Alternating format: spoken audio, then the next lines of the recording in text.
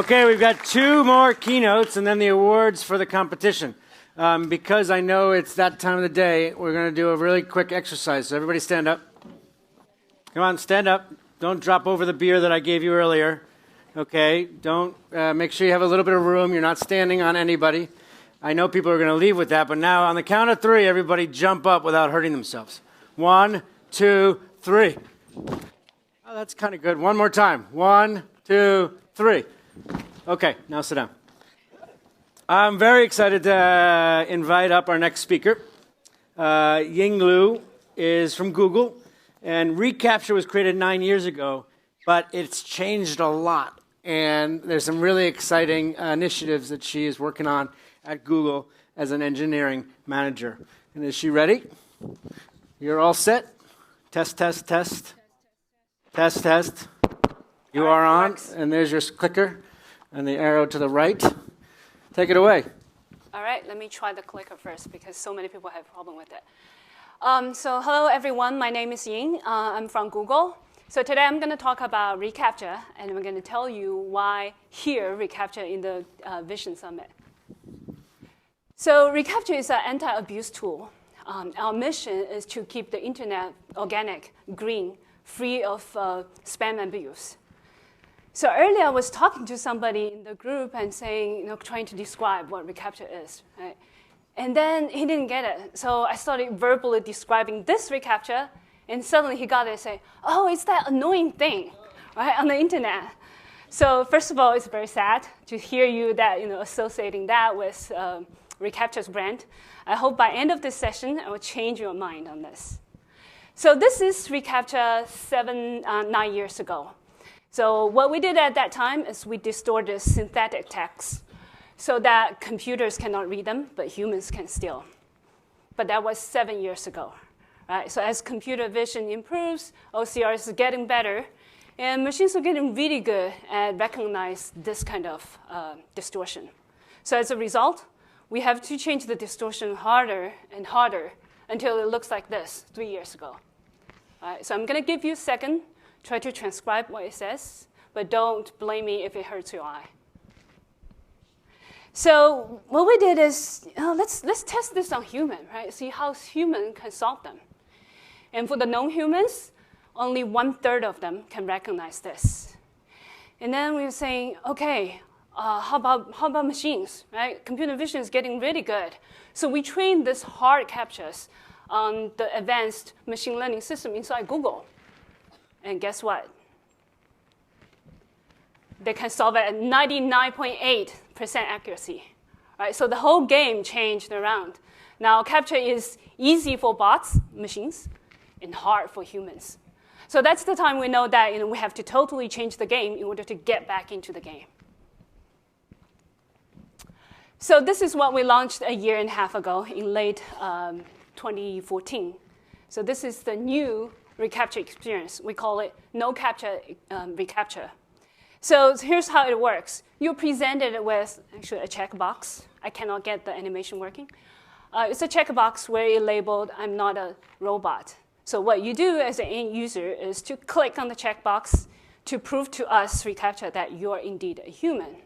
So if we can verify that you're a human, you'll come back with this. But the story is not that simple. So in the back end, we have an advanced risk analysis system that based on your click and several interactions with us, we can pre-classify you, between a spectrum of human and bots. So if we think you're a human, a green check is returned automatically.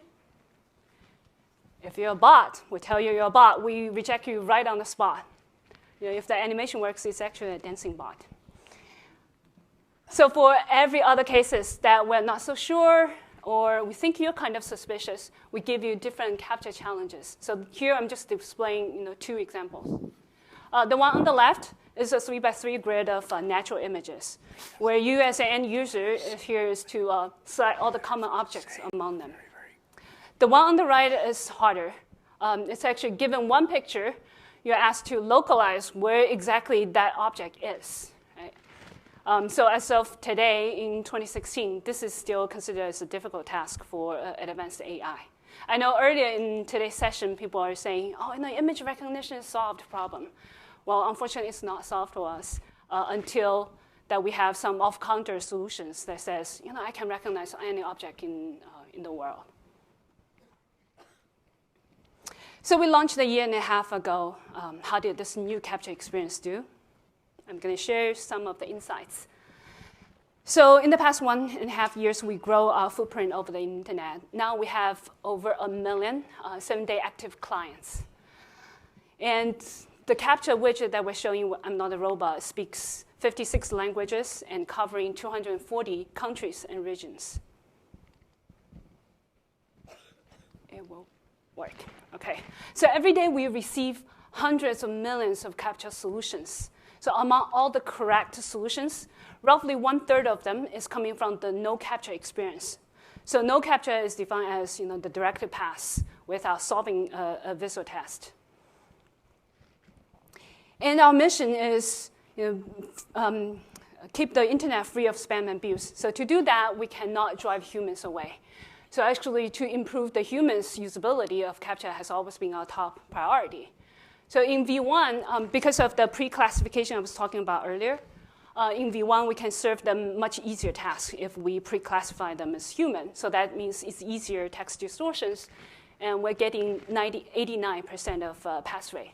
So pass rate here is defined as the total number of pass solutions over total number of solutions. In V2, that's getting much better. So the pass rate increased to 96%, which means for the remaining 4% of the human, you can always try again. And solving CAPTCHA has been much faster and faster for human users.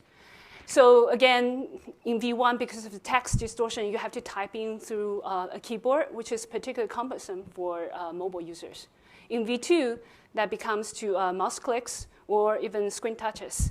So by doing that, we shorten the solving time of a CAPTCHA to almost a half. So that's few seconds we save the internet users for every CAPTCHA solving.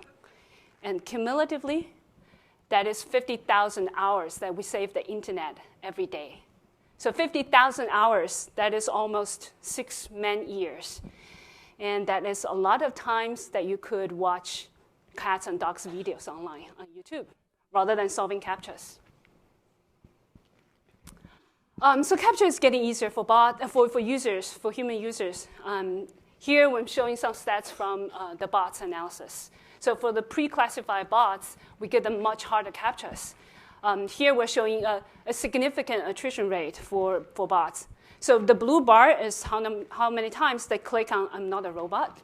And the red bar is how many times they actually attempt to solve a CAPTCHA. So as you can see, only 5% of the clicks leads into a solution. And for the remaining 95% of the bots, they basically abandon the experience and walk away. And we tried the same thing on human users, right? Is it because it's a hard CAPTCHA, people walk away? It turns out for human users, more than 90% of the time, they actually try to attempt to solve the CAPTCHA. And this is the overall pass rate we observed globally from reCAPTCHA V1. So here is color-coded by red being a low pass rate, so meaning most of the solutions failed. Green is high pass rate, most of them succeeded. As we move into the V2 experience, the no CAPTCHA experience, the map is turning into a land of green. So this is a very good thing for all internet users, because whenever you encounter a reCAPTCHA V2 on the internet, you're most likely to solve it correctly, unless you're a bot, in which case you're going to walk away. So to recap what I said just now, reCAPTCHA is getting easier and faster for human users and getting harder for bots. But this is not the end of our story. The other part I want to share with you is how reCAPTCHA is helping to improve, to make humanity better. So when we started reCAPTCHA 7-9 years ago, it was an anti-abuse tool, but most importantly, it's also to help to digitize books. So remember in V1, we're showing two words. One is a text distortion, where you use it to verify that you're human. The other word is actually coming from a book scan. So it's a book word. If you answer the verification word correctly, we'll also think that you transcribed the book word correctly. So in doing so, we have transcribed millions of books. After the book's digitization, we tried reCAPTCHA on street number and street names transcription. So here we gathered the largest image training data set online, and we have donated a significant chunk of it to the open research community. So this is helping us to build a better maps experience and more accurate maps for the whole internet users. So you can pretty much guess what I'm trying to say in here. So as we move into the V2, we're showing natural images for labeling. So we're gathering the internet intelligence to help teach machines and making AI smarter. So we're also celebrating holidays with internet users. So here are 2 example pictures from New Year's CAPTCHAs. The other thing I didn't show here, as I was talking to some of you during the break, there's some funny things that happening in reCAPTCHA. We also started the biggest debate on the internet about what is a burger, what is a sandwich. Right? People love to argue about those things. Or does a cupcake is a cake? Those kind of discussions. So doing those, we won a lot of internet loves for reCAPTCHA. So to conclude my whole talk, reCAPTCHA, we're making continuous effort to fight spam on the internet. We're making, keep the internet a better experience for all human users. We're also pushing the boundary of research and making AI smarter. So with that, thank you. Great. The perfect example, one of many that we've had today that is all about visual tech and hopefully improving business and humanity.